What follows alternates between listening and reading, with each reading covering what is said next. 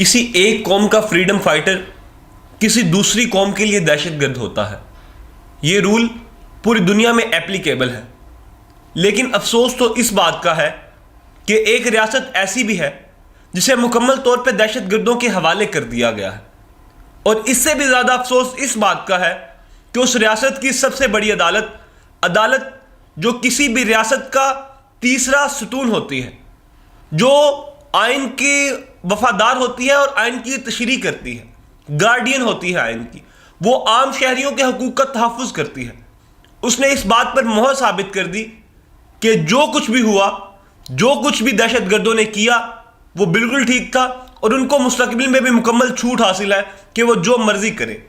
جی ہاں، میں بات کر رہا ہوں ریاست جموں و کشمیر کی، جہاں پہ پچھلے 70 سالوں سے بھارت کا ظلم و ستم جاری ہے.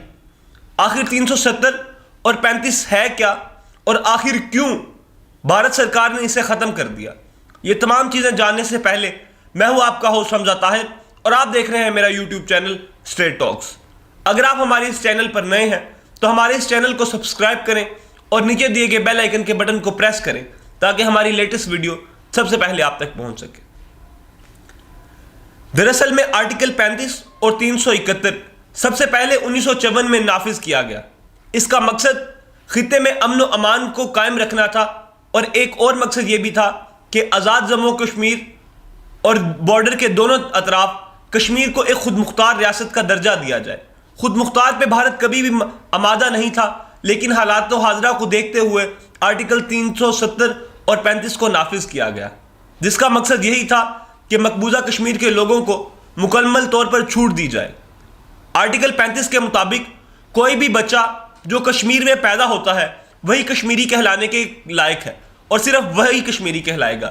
اسی طرح آرٹیکل 371 کے مطابق صرف 3 معاملات میں بھارت کی حکومت مداخلت کر سکتی ہے، جس میں سب سے پہلے سیکیورٹی، پھر فائنانس اور تیسرا معاملہ خارجہ پالیسی کا ہے.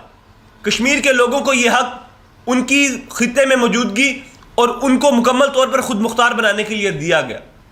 لیکن افسوس، صد افسوس کہ پچھلے 2019 میں مودی سرکار نے آ کے اپنی فاشسٹ حکومت کے تحت یہ حق ان سے چھین لیا اور انہیں بے یار و مددگار چھوڑ دیا. اب کوئی بھی جو انڈین ہے، کوئی بھی ہندو ہے، کوئی بھی سکھ ہے، وہ جا کے کشمیر میں اپنی جگہ لے سکے گا. اس طرح جو مسلمان اکثریت میں ہیں ان کو اقلیت میں بدلا جائے گا اور ان کی نسل کشی کی جائے گی. ان تمام چیزوں پہ جو سب سے زیادہ سوالیہ نشان ہے وہ عالمی اداروں پہ ہے. کیا عالمی ادارے ستو پی کے سو رہے ہیں؟ کیا عالمی اداروں کو اس چیز کے بارے میں علم نہیں ہے کہ پوری دنیا میں مسلمان رسوا ہو رہے ہیں؟ اگر اس چیزوں کے خطے میں دہشت گردی بڑھے گی اور تنازعات میں اضافہ ہوگا. انڈین لوگ، میں اکثر کہتا ہوں کہ خطے میں رہنے والے دونوں طرف لوگ ایک دوسرے کے ساتھ مل جل کر رہنا چاہتے ہیں. دونوں چاہتے ہیں کہ دونوں ملک یکساں ترقی کریں، لیکن حکومتوں کے یہ طریقہ، حکومتوں کے یہ اعتبار کبھی کسی طور بھی قابل قبول نہیں ہے.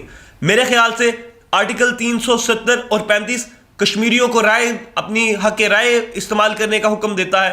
اس کے علاوہ جو سپریم کورٹ نے ججمنٹ دی، اس پہ سپریم کورٹ نے مکمل طور پر بیس لیس ججمنٹ دی. میں بینگ اے لا اسٹوڈنٹ یہ کہہ سکتا ہوں کہ یہ بات کرنا کہ انڈیا نے یہ عارضی طور پر رکھا تھا اور اس کو ختم کر دیا گیا، آپ کشمیریوں کی جو رائے ہے وہ یقینی طور پہ اہمیت کی حامل ہے. میں یہ نہیں کہتا کہ آزاد جموں کشمیر میں ان کی اہمیت کی حامل نہیں ہے. آزاد جموں کشمیر ہو یا مقبوضہ کشمیر ہو، اس میں مکمل طور پر ریفرینڈم ہونا چاہیے. وہ جس کے ساتھ چاہیں وہ جانا چاہیں وہ جا سکتے ہیں، اور جس کے ساتھ چاہیں وہ اس کا ساتھ چھوڑ سکتے ہیں.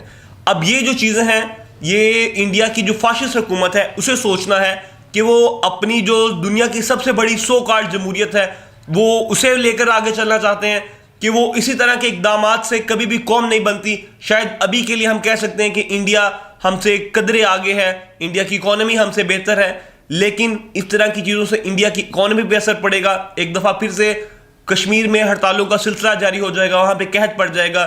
کشمیر لے لیں، فلسطین لے لیں، اسرائیل لے لیں، جہاں بھی دیکھ لیں ہر طرف مسلمانوں پہ ظلم جاری ہے. لیکن عالمی اداروں، ان کے وجود پر ایک سوالیہ نشان ہے کہ عالمی ادارے کیا کر رہے ہیں. اس سب تناظر میں پاکستان نے اس کی مکمل طور پر مخالفت کی ہے اور سپریم کورٹ کے اس فیصلے کو ماننے سے مکمل طور پر انکار کر دیا ہے.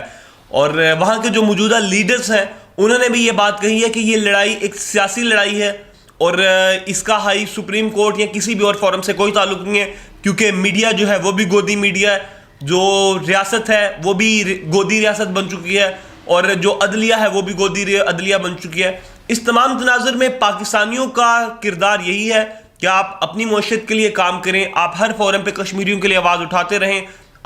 میں آپ تمام لوگوں سے ریکویسٹ کروں گا کہ نیچے کمنٹ سیکشن میں جا کے بھی کشمیر کے لیے آواز اٹھائیں، ہر فورم پہ، سوشل میڈیا پہ، کہیں بھی کسی بھی پلیٹ فارم پہ آپ کشمیر کے لیے ضرور آواز اٹھائیں۔ انشاءاللہ ہم اور آپ کشمیریوں کے ساتھ کھڑے ہیں۔ جب کبھی کسی بھی جو مومنٹ ہے اس کو دبانے کی کوشش کی گئی، وہ زیادہ شدت سے آگے بڑھی۔ امید کرتے ہیں کہ انشاءاللہ جو انڈیا میں میرے رہنے والے دوست ہیں وہ بھی اس چیز کی تائید کریں گے کہ ہر بندے کو فریڈم ہونی چاہیے کہ وہ اپنی مرضی سے اپنی رائے کا اظہار کریں، اور کشمیریوں کو مکمل طور پر آزادی رائے کا اظہار کرنا چاہیے کہ وہ کس کے ساتھ جانے ہیں، ایک ریفرینڈم ہو کہ وہ کس کے ساتھ جانا چاہتے ہیں۔ امید کرتے ہیں کہ ہماری آج کی ویڈیو آپ کو پسند آئے گی۔